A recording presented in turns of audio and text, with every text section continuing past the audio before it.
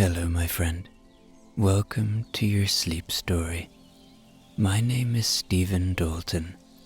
I'm an Irish storyteller, and it's my great privilege to be the voice that you listen to as you go to sleep tonight.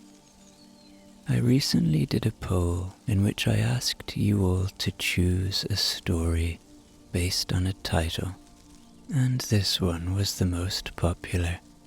And so tonight you will hear of the village of Dumblebridge, an incredibly normal place that seems to have forgotten something very special about itself, the fact that magic once lived here. Join me as the residents of Dumblebridge rediscover the joy of having a little magic in one's life. One small thing, if my work is helping you and you'd like to support me, you can do so on Patreon. The link is below this video. Okay, let's do the relaxation session now, which will take a few minutes before tonight's sleep story. I'm going to count down from 10 to 1, and as I do, allow yourself to let go more and more. 10. Feel the support of the bed beneath you, or the floor, or whatever surface you lie on tonight. And beneath all of that, feel the support of the earth, that deep grounding support, that constant support, that unchanging, reassuring support that comes from our home, the earth. And as you become aware of it, see if you can release a little more. Let go a little more. 9. Feel into your body now. Where are you still holding? Where do you feel tension? Perhaps you feel pain. Maybe it's in your toes or your feet. Maybe it's in your lower legs.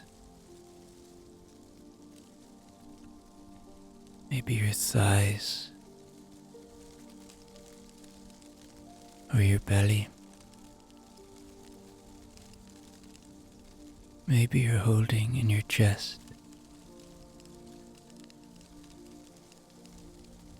Or maybe you're like me and you hold too much tension in your hands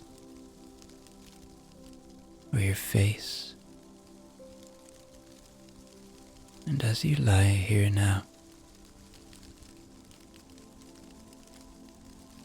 and as you become aware of this tension or holding on, notice the release that comes with awareness. Just let go now. 8. You are safe. Allow my voice to be a friend tonight, to be a gentle guide. Know that my voice will only ever take you to safe places. See if you can find the peace in that fact. See if you can find the trust. See if you can notice that when we feel safe, we can become curious, and we can feel a little light of joy within our hearts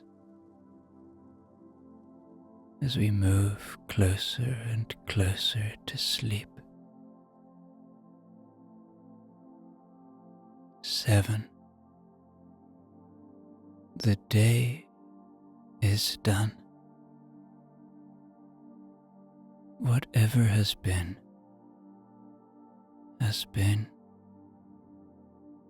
and whatever will be, will be.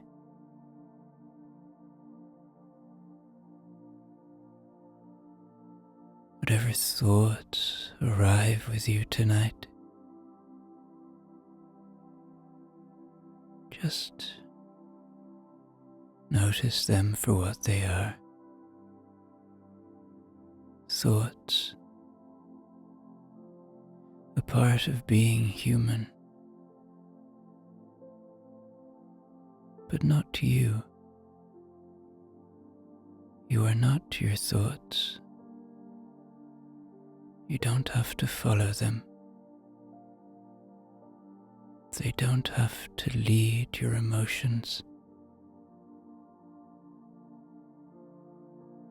And so if and when they come, and they will, let them float away now, like leaves on a moonlit river,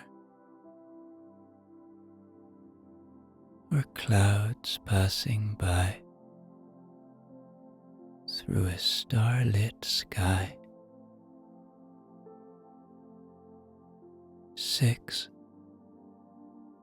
This is your moment. This is your time. Allow that fact to enable you to settle in now, to feel cozy now, to feel the warmth and joy of the ability to just lie here and hear a cozy story.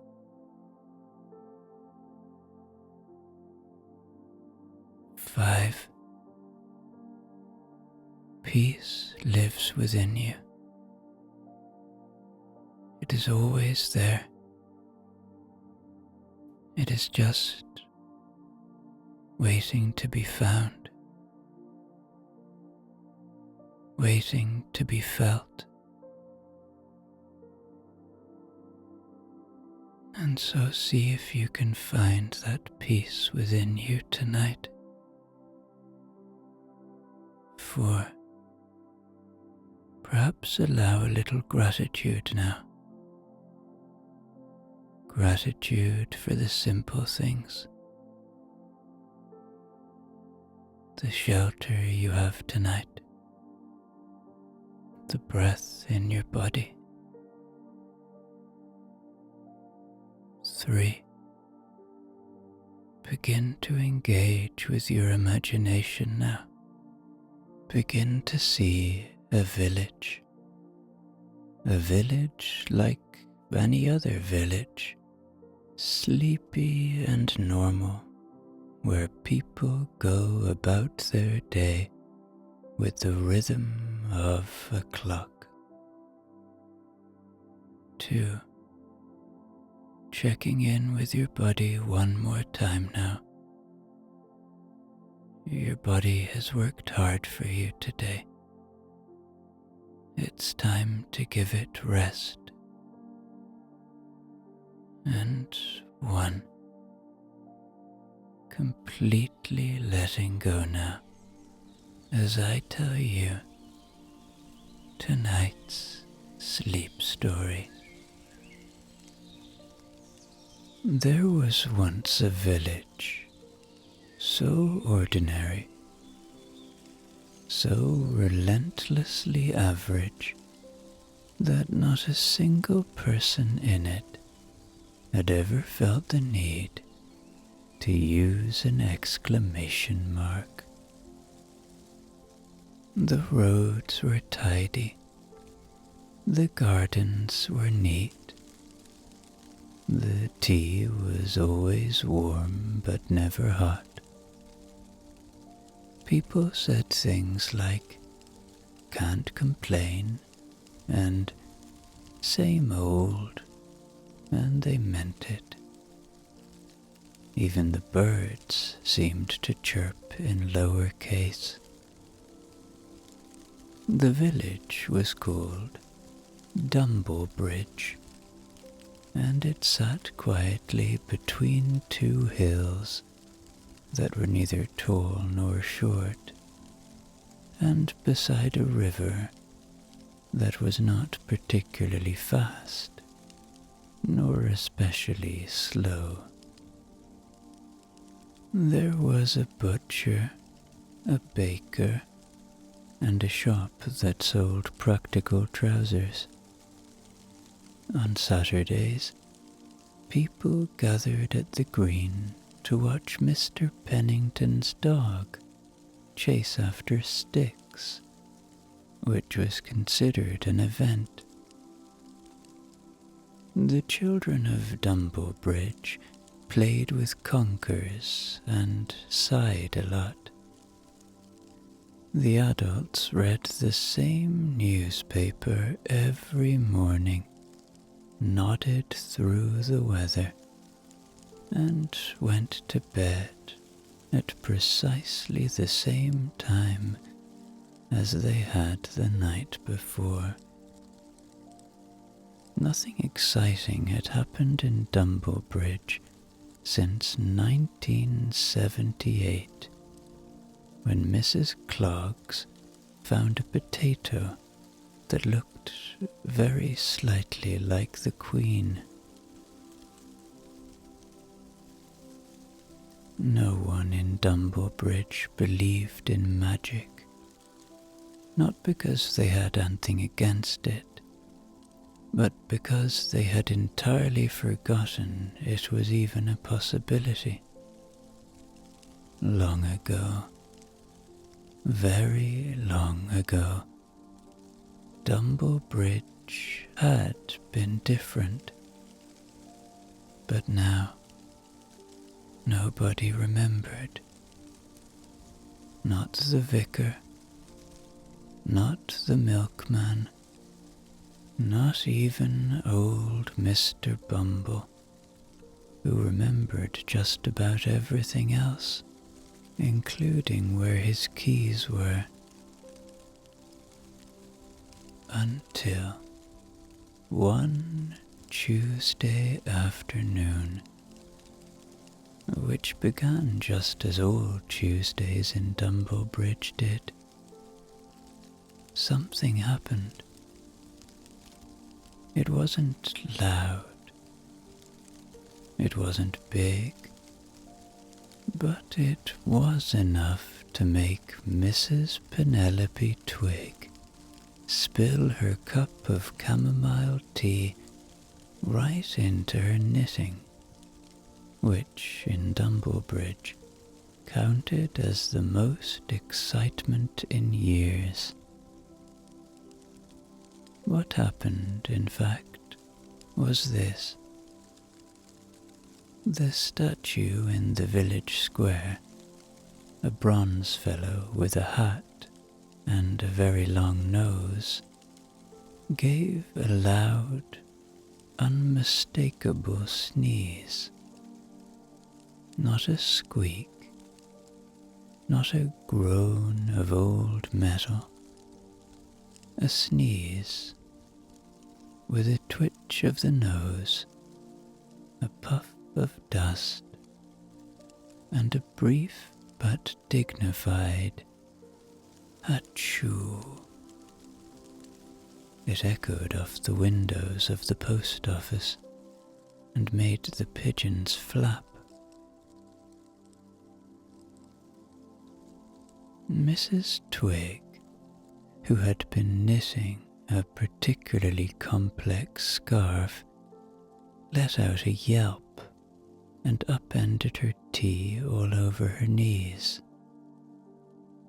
She stared at the statue, blinked 3 times, and decided she must have imagined it. After all, the statue had been there since anyone could remember, and everyone knew statues did not sneeze, no matter how long their noses were. But a few children had seen it too. Little Elsie Mudge tugged at her father's coat and said, "The man sneezed." Her father gave a polite chuckle and muttered something about pollen, then hurried her along to the grocer. But word spread, quietly, in the way things do in small villages. By tea time, 3 people had whispered about the statue. By bedtime, 11. The next morning, the statue was wearing a scarf. No one admitted to putting it there, but there it was. A stripy red and yellow scarf tied neatly round its neck.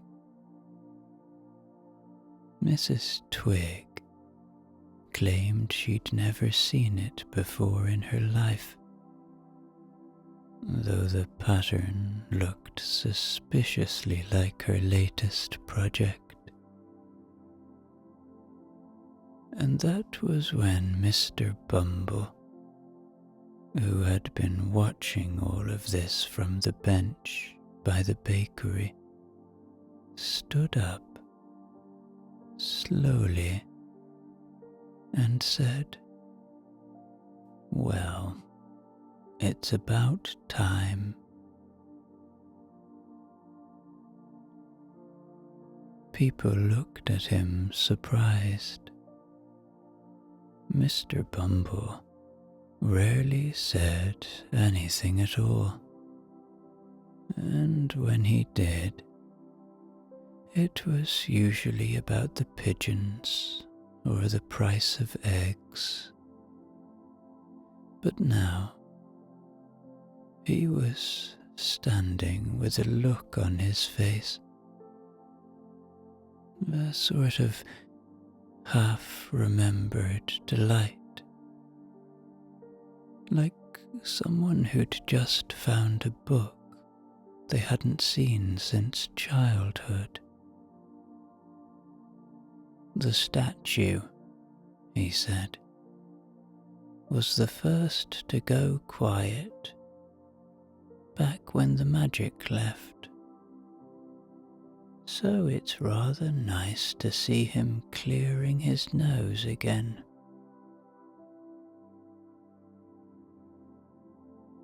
The villagers didn't quite know what to make of Mr. Bumble's remark. He gave no further explanation, just wandered back to his bench and fed a bit of crumpet to the birds. But something about the way he'd said it made people pause.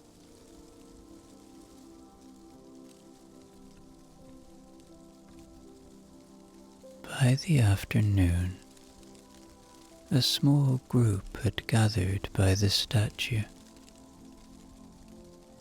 They stood in silence, staring up at it, waiting, not really expecting anything, but somehow not quite ready to leave either. That evening, Mrs. Penelope Twig baked an extra batch of shortbread and brought it round to Mr. Bumble's house. She claimed it was just to say thank you for something she couldn't quite name. Others followed suit. Mrs. Claggs sent round a jar of her slightly famous beetroot chutney. The Whittles twins left a tiny bouquet of daisies on his doorstep. Mr. Bumble accepted it all with a quiet nod, as if he had been expecting this to begin again for quite some time.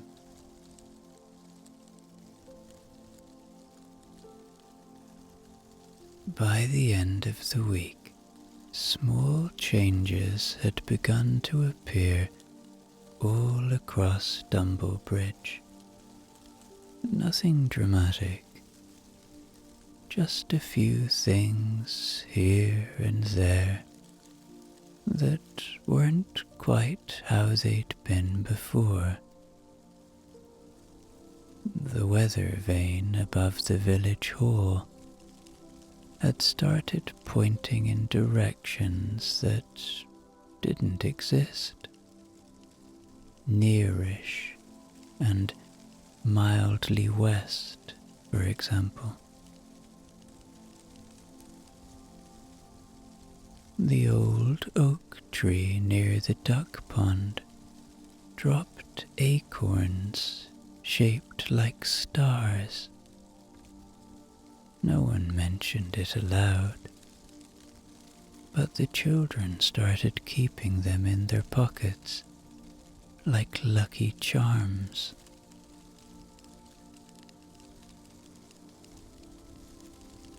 One morning, the vicar arrived to find his hymn books humming softly, not loudly, just enough to be heard if you leaned in very close.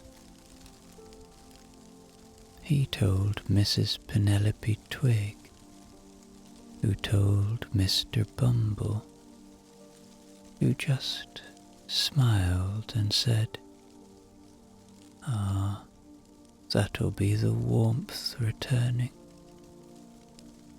The vicar didn't know what he meant, but he went home and polished his shoes anyway.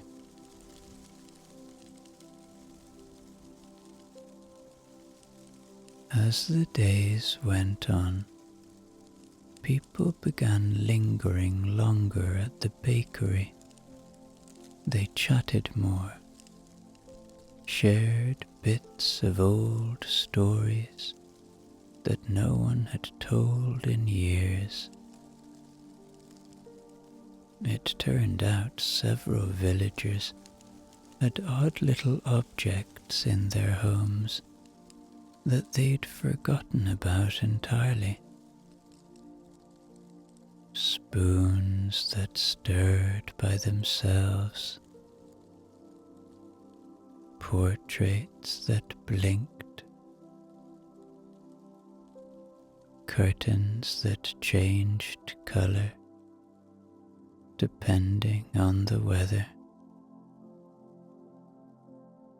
These had all been considered quirks bricks of the house. Now they started to feel like something else entirely.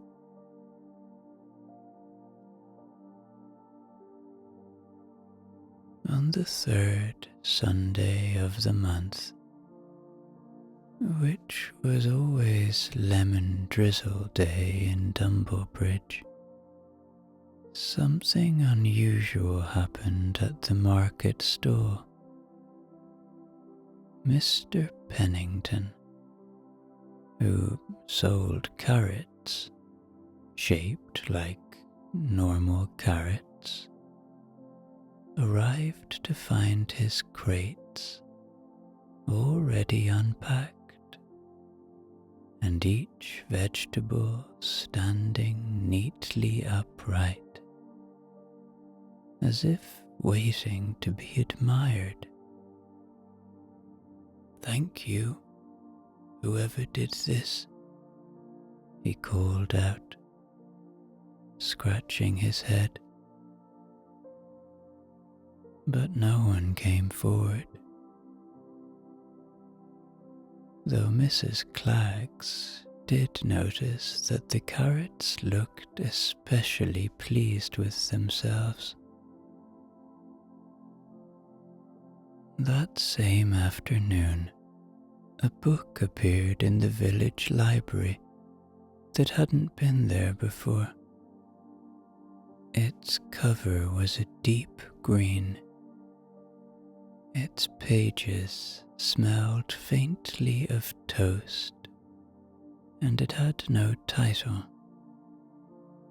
When Elsie Mudge opened it, the words rearranged themselves into a story about a village where magic had once gone missing. As she turned the pages, the story seemed to change. It began to mention people by name, her name even, and places that sounded rather a lot like Dumblebridge. She showed it to her mother, who took one look and said, "What a lovely imagination," before hurrying off to put on a kettle that now whistled in 4-part harmony.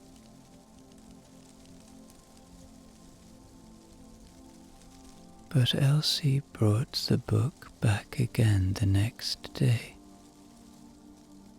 and the next, and each time it had more to say. The librarian, Mrs. Maple, who wore glasses that sometimes fogged up in clear weather, started keeping the book behind the counter. "For safekeeping," she said, though she wasn't entirely sure from what.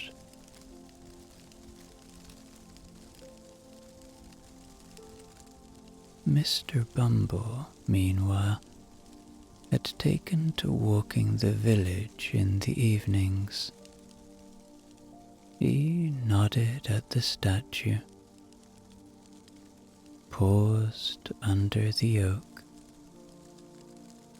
tapped the weather vane with his walking stick. No one followed him. Not exactly. But people began to walk more slowly in the evenings. They watched the sky. They noticed smells they hadn't smelled in years. Blackberry jam in the air, where there were no blackberries,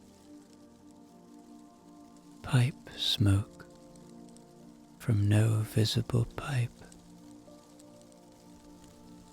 The village, in short, was paying attention.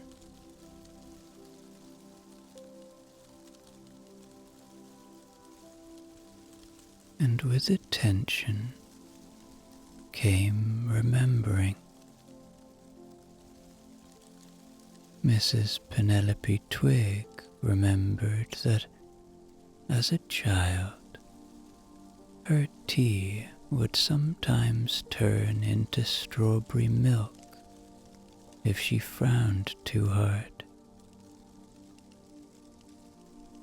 The vicar found an old sermon in his files titled "Regarding the Wind That Talks Back."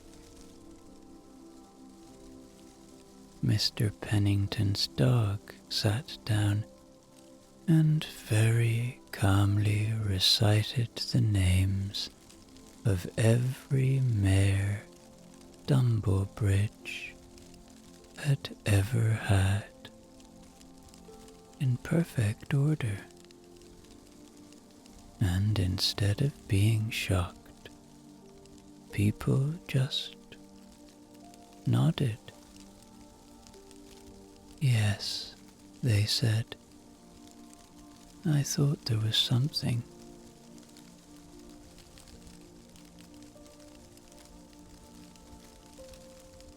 The moment it all came properly back, the tipping point, as Mr. Bumble would later call it, happened in the middle of a Tuesday, just before lunch. It was raining very lightly, the kind of drizzle that made umbrellas seem slightly too much, and standing still slightly too damp. Elsie Mudge had wandered down to the village green and was standing by the statue, reading her toast-scented book aloud to no one in particular. She read a sentence about a bell that hadn't rung in 100 years. And just as she did, the bell above the bakery, which everyone had always assumed was purely decorative, gave a deep, cheerful bong. The sound rolled across the rooftops, bounced off the hills, and shook exactly 3 pigeons off the roof of the post office. Windows opened, heads turned. Even the carrots at Mr. Pennington's store seemed to lean slightly forward.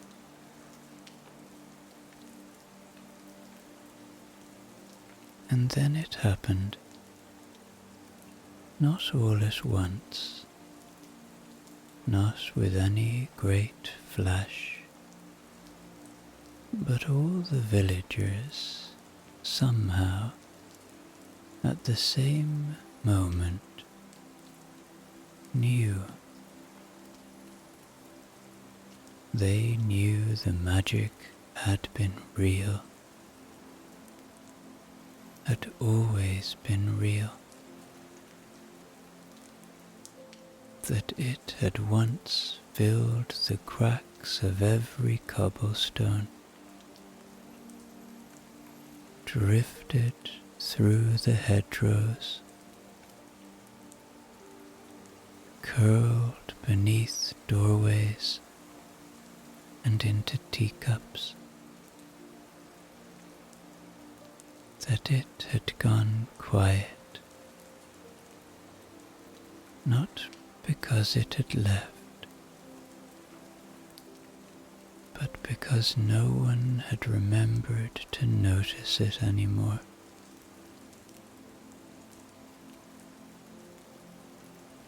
Now they did, and the magic,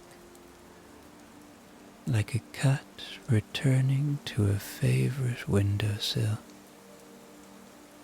stretched out, blinked once, and made itself quite at home again.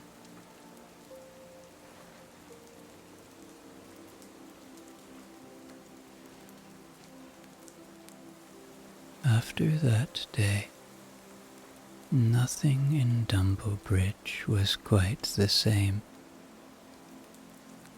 and yet, comfortingly, everything was still familiar. People still queued at the bakery,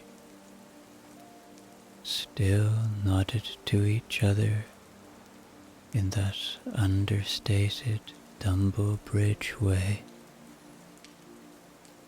But now, the loaves occasionally sang lullabies if left too long on the shelf, and if you walked past the oak tree just after dusk, you might hear it humming old village tunes, low, slow, and slightly out of tune, as if remembering them after a very long time.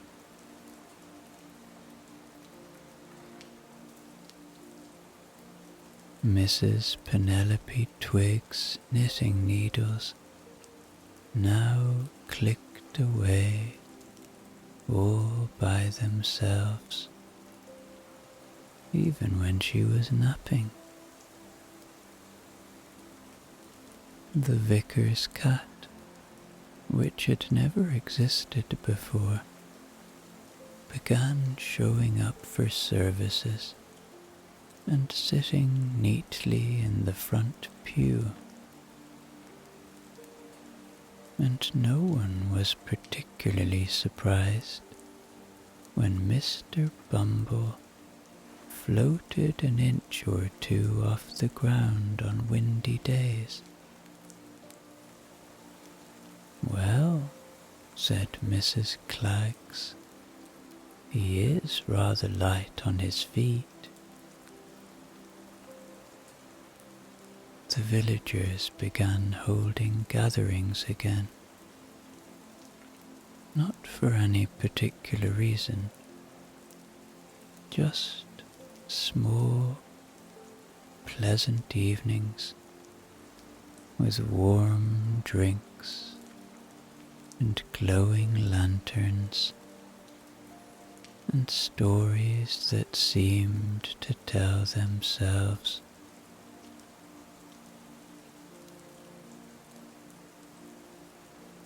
Children played games that didn't need explaining. Grown-ups laughed more and listened more,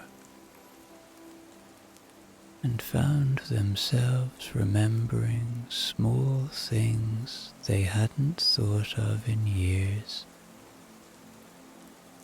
A smell, a sound, a feeling they thought they'd misplaced.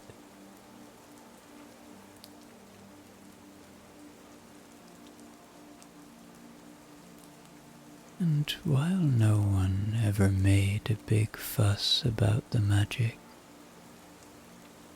everyone knew it was there. in the way the jam jars never quite emptied, in the way the morning mist shaped itself into polite greetings, in the way you could fall asleep under a tree and wake up feeling like something had gently whispered to you in a dream.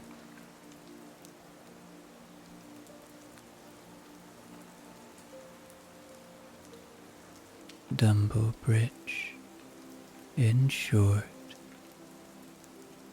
remembered. It remembered what it was, and from then on, it remained exactly what it was always meant to be. A small, quiet village where strange things happened gently, and everyone felt a little more like themselves. Dumblebridge, a good place to rest, a very good place to fall asleep.